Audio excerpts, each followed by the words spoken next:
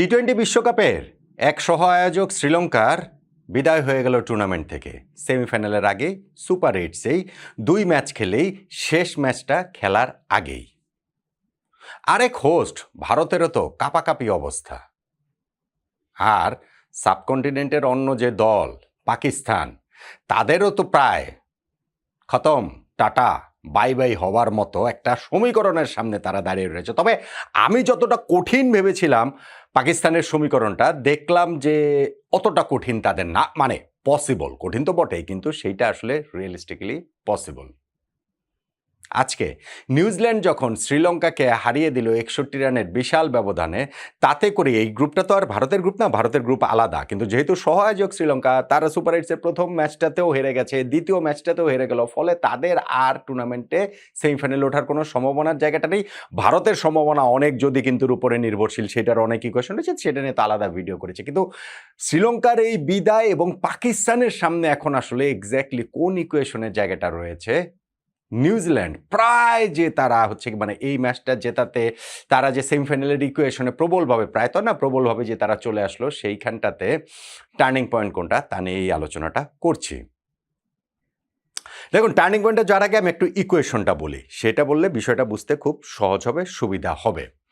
এই গ্রুপে ইংল্যান্ড নিজেদের প্রথম 2টা ম্যাচ সুপার এইটসে জিতেছে, তাদের 4 পয়েন্ট নিয়ে প্রথম দল হিসাবে টি-20 ওয়ার্ল্ড কাপে তারা সেমিফাইনাল নিশ্চিত করে ফেলেছে। নিউজিল্যান্ডের ইকুয়েশনটা হচ্ছে গিয়ে, প্রথম ম্যাচটা পাকিস্তানের সঙ্গে বৃষ্টিতে ভেসে গিয়েছে, এই ম্যাচটা তারা শ্রীলঙ্কাকে হারালো, তাদের পয়েন্ট 3। পাকিস্তান 2 ম্যাচ খেলেছে, তারা নিউজিল্যান্ডের সঙ্গে ম্যাচ বৃষ্টিতে ভেসে গিয়েছে, পরের ম্যাচটা তারা হেরে গিয়েছে ইংল্যান্ডের কাছে, তাদের পয়েন্ট 1। এবং শ্রীলঙ্কা 2 ম্যাচ খেলে 2টাই হেরেছে, তাদের পয়েন্ট 0। ফলে শ্রীলঙ্কা লাস্ট ম্যাচটা যে পাকিস্তানের বিপক্ষে, সেই ম্যাচ যদি পাকিস্তানের সঙ্গে তারা জেতেও, তাদের 2 পয়েন্ট হবে। তো অলরেডি তো 4 পয়েন্ট ইংল্যান্ডের রয়েছে, 3 পয়েন্ট নিউজিল্যান্ডের রয়েছে, ফলে শ্রীলঙ্কা ওই ম্যাচ জিতলেও কোনো লাভ হবে না। আর ইংল্যান্ড তো থ্রু করে ফেলেছে, সেমিফাইনাল উঠে গিয়েছে। এখন এই গ্রুপ থেকে সেকেন্ড দল হিসেবে সেমিফাইনালে যাবে নিউজিল্যান্ড অথবা পাকিস্তান। এই 2টা দলের সামনে ইকুয়েশনটা কি? নিউজিল্যান্ডের 3 পয়েন্ট রয়েছে, তারা যদি শুক্রবার যেই ম্যাচটা রয়েছে ইংল্যান্ডের বিপক্ষে, সেই ম্যাচ যদি তারা জিতে, তাহলেই তারা সেমিফাইনালে চলে যাবে। 3 পয়েন্টের সঙ্গে 2 পয়েন্ট যোগ হয়ে তাদের 5 পয়েন্ট হয়ে যাবে। পাকিস্তানের তো আর 5 পয়েন্ট হওয়ার উপায় নেই, পাকিস্তানের সর্বোচ্চ 3 পয়েন্ট হতে পারে। ফলে ওই ম্যাচটা তারা জিতলে তাদের ওই সেমিফাইনালে তারা থ্রু করবে। ইনফ্যাক্ট বৃষ্টির কারণে যদি এই ম্যাচটা ভেসেও যায়, তাহলেও তাদের 3 পয়েন্টের সঙ্গে 1 পয়েন্ট যোগ হবে, 4 পয়েন্ট হবে। ফলে তখনও যেহেতু বৃষ্টি এইটার একটা রোল প্লে করছে, পাকিস্তান নিউজিল্যান্ড ম্যাচ বৃষ্টিতে ভেসে গিয়েছে, ফলে ইংল্যান্ড নিউজিল্যান্ড ম্যাচটা যদি বৃষ্টিতে ভেসে যায়, তো সেক্ষেত্রেও নিউজিল্যান্ড থ্রু করবে, পাকিস্তানের আর কোনো চান্স থাকবে না। পাকিস্তানের একমাত্র চান্স শুক্রবারের ম্যাচে নিউজিল্যান্ড যদি হেরে যায় ইংল্যান্ডের কাছে, সেই ক্ষেত্রে নিউজিল্যান্ড 3 পয়েন্টেই থাকবে। পাকিস্তান তখন শনিবারের ম্যাচটাতে শ্রীলঙ্কাকে হারাতে হবে। শ্রীলঙ্কাকে যদি তারা হারাতে পারে, তাদের ওই 1 পয়েন্টের সঙ্গে আরও 2 পয়েন্ট যোগ হয়ে 3 পয়েন্ট হয়ে যাবে। ফলে এই 2টা ম্যাচের কোনো একটা ম্যাচ যদি বৃষ্টিতে ভেসে যায়, তাহলে আর পাকিস্তানের কোনো চান্স নেই।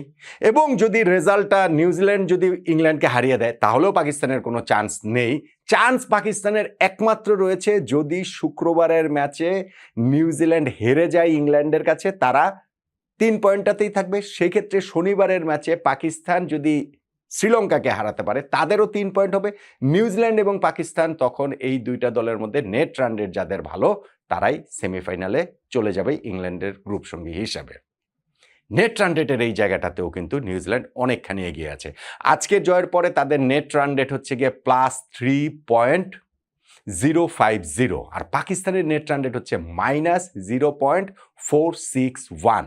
এখন নেট রান রেটের এই অবস্থাটা দেখে আমি মনে করেছি যে লাস্ট ম্যাচে এই যে সব কিছু যদি পাকিস্তানের ফরেও আসে, নেট রান রেটে নিউজিল্যান্ডকে টপকে যাওয়াটা আসলে অনেক কঠিন হবে। হ্যাঁ, অনেক কঠিন, কিন্তু আমি যতটা কঠিন ভেবেছিলাম ততটা কঠিন আবার না। আমি দেখলাম যে একটা ইকুয়েশনে ক্রিকইনফোতে দিয়েছে, সেখানে বলছে ধরেন নিউজিল্যান্ড যদি ম্যাচটা ইংল্যান্ডের কাছে হেরে যায় 20 রানে, তখন পাকিস্তান শ্রীলঙ্কাকে 50 রানে হারালে হবে। নিউজিল্যান্ড যদি ইংল্যান্ডের কাছে হেরে যায় ধরেন 35 রানে, তখন পাকিস্তান শ্রীলঙ্কাকে 35 রানে হারালে হবে।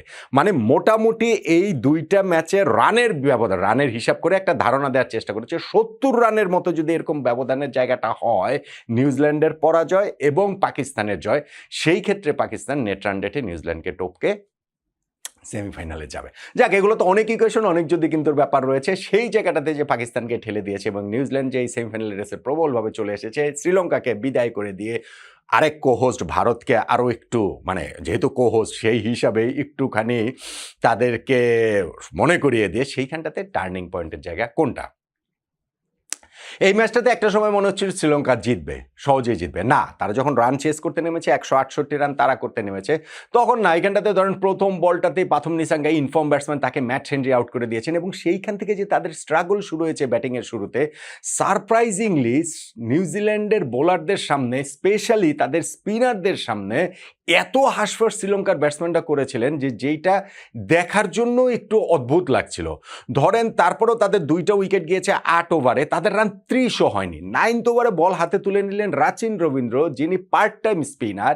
তিনি তার প্রথম 2টা লিগ্যাল ডেলিভারিতে 2 উইকেট তিনি তুলে নিলেন। 2টা স্ট্যাম্পিং তিনি ওই জায়গাটাতে হয়ে গেল এবং সেইখানটাতে কুশাল মেন্ডিস এবং পবন রাতনায়কে, এবং সেই 2 স্ট্যাম্পিংয়ের পরে দেখা গেল যে 9th ওভারে 8.2 ওভারে শ্রীলঙ্কার রান হচ্ছে 4 উইকেটে 29। তো তাতেই কি তারা অনেকখানি পিছিয়ে গেছে না? ধরেন 10 ওভার শেষে তাদের রান 4 উইকেটে 45। এখন শেষ 10 ওভারে তখন আরো 124 রান করতে হবে। সো শ্রীলঙ্কা আর ওই আস্কিং রেটের সাথে পাল্লা দিয়ে পারেনি, বরং নিউজিল্যান্ডের বোলাররা, স্পেশালি তাদের স্পিনাররা, তারা 20 ওভারের মধ্যে 17 ওভার স্পিন বোলিং করিয়েছে। তাদের বিপক্ষে শ্রীলঙ্কার ব্যাটসম্যানরা ধুকতে 107 পর্যন্ত যেতে পেরেছে। 61 রানে হারটা হয়ে গেছে শ্রীলঙ্কার, এবং সেইখানটাতে রাচিন রবীন্দ্র তিনি 4 উইকেট পেয়ে গেছেন। Rachin Rabindra part time spinner, 4 wicket পেয়েছেন। অথচ একটা সারপ্রাইজিং স্ট্যাট হচ্ছে, জাসপ্রীত বুমরা তিনি কখনো টি-20 ইন্টারন্যাশনাল ক্যারিয়ারে 4 উইকেট পাননি। অথচ এই ফরম্যাট কেন, সব ফরম্যাটেই তিনি সর্বকালের সেরাদের ছোট্ট তালিকাতে আর কি থাকার দাবিদার, টি-20 ফরম্যাটেও তো বটেই। অথচ তিনি কখনো 4 উইকেট পাননি। জাসপ্রীত বুমরা, রাচিন রবীন্দ্র 4 উইকেট তিনি পেয়ে গেলেন। ফলে এই ইনিংসটাতে শ্রীলঙ্কা শুরু থেকেই যে ঢুকেছে, স্পেশালি ওই 9th ওভারে বোলিংয়ে এসে প্রথম 2টা লিগ্যাল ডেলিভারিতে রাচিন রবীন্দ্র 2 উইকেট নিয়ে শ্রীলঙ্কাকে যে 29 রানে 4 উইকেটে পরিণত করে নিলেন, এইটাকে একটা টার্নিং পয়েন্টের দাবিদার বলতে পারেন। আরও বেশি দাবিদার আসলে সত্যিকার অর্থে নিউজিল্যান্ডের তাদের ব্যাটিং ইনিংসের পরের হাফটা। দেখেন, নিউজিল্যান্ড তাদের ব্যাটিং ইনিংসের শুরুতে টিম সেইফার্ট, ফিন অ্যালেন ভালো স্টার্ট করার চেষ্টা করেছিলেন, ফ্লাইং স্টার্ট, এবং দুজনই হচ্ছে গিয়ে দ্রুতই আবার আউট হয়ে গেলেন। মাঝখান দিয়ে গ্লেন ফিলিপসও আউট হলেন এরপরে। তারপরেও গিয়ে তাদের যে ইনিংসে বিরাট বড় ধাক্কাটা এসেছে ওই 11 নম্বর ওভার, 12 নম্বর ওভার, ওই সময় 6 বলের মধ্যে তারা 3টা উইকেট হারিয়ে ফেলে, এবং ওই জায়গাটাতে হচ্ছে গিয়ে মাহিশ থিকসানা তিনি 2টা উইকেট, রাচিন রবীন্দ্র এবং মার্ক চ্যাপম্যানের উইকেট নিলেন এবং ড্যারেল ম্যাচেলকে আউট করে দিলেন দুর্দান্ত একটা ডেলিভারিতে ভাল্লা লাগে। তো ওই 6 বলের মধ্যে 3 উইকেট যে হারিয়ে ফেললো নিউজিল্যান্ড, তাতে করেই তাদের 84 রানে 6 উইকেটে পরিণত হয়েছে 12.1 ওভারে।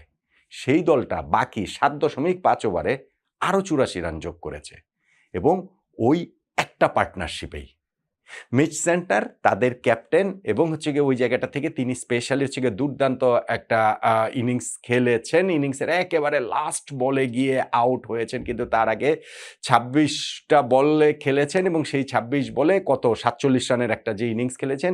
অন্য প্রান্ত থেকে ওই সেট থেকে হচ্ছে সহায়তা ছিল, দুর্দান্ত একটা পার্টনারশিপ যে হয়েছে, সেই পার্টনারশিপে আসলে নিউজিল্যান্ড ম্যাচটা শ্রীলঙ্কার কাছ থেকে আবার তারা ম্যাচে ফিরেছে। আমি বলবো না 168 রান বিরাট কোনো রান, সেই রান তারা করে শ্রীলঙ্কা জিততেই পারতো না সেটা না, কিন্তু যেটা একসময় মনে হচ্ছিল যে 120-30 করবে, 84 রানে 6 উইকেট পড়ে গেছে। এই 100-র নিচে 6 উইকেট পড়ে যাওয়ার পর টি-20 ওয়ার্ল্ড কাপে হায়েস্ট স্কোর কিন্তু নিউজিল্যান্ড আজকে করলো সব দলের মধ্যেই। সো সেইটার কথা যদি বলেন, আর আরও স্পেশালি যদি বলেন, শেষ 4 ওভারে 70 রান, শেষ 4 ওভারে নিউজিল্যান্ড 70 রান নিয়েছে। 16 ওভার শেষে তাদের স্কোর ছিল 6 উইকেটে 98। সেই দলটা শেষ 4 ওভারে 70 রান নিয়ে 20 ওভার শেষে একেবারে 168 রানে পৌঁছে গিয়েছে। ফলে শ্রীলঙ্কাকে বিদায় করে দেবার এই ম্যাচে, নিউজিল্যান্ডকে সেমিফাইনালের রেসে ফিরিয়ে আনার এই ম্যাচে, পাকিস্তানের আরও একটু জটিল সমীকরণের সামনে তাদেরকে ফেলে দেওয়ার এই ম্যাচটাতে যেইখানে নিউজিল্যান্ড 61 রানে জিতেছে, তাতে আমার কাছে টার্নিং পয়েন্ট নিউজিল্যান্ডের বোলিং ইনিংসের শুরুর ওই অংশটা ছাপিয়ে, রাচিন রবীন্দ্রর প্রথম 2টা লিগ্যাল ডেলিভারিতে 2টা উইকেট ছাপিয়ে আসলে এই নিউজিল্যান্ডের ব্যাটিং ইনিংসের 7th উইকেট পার্টনারশিপ, স্পেশালি তাদের শেষ 4 ওভারের 70 রান তোলা। একমত?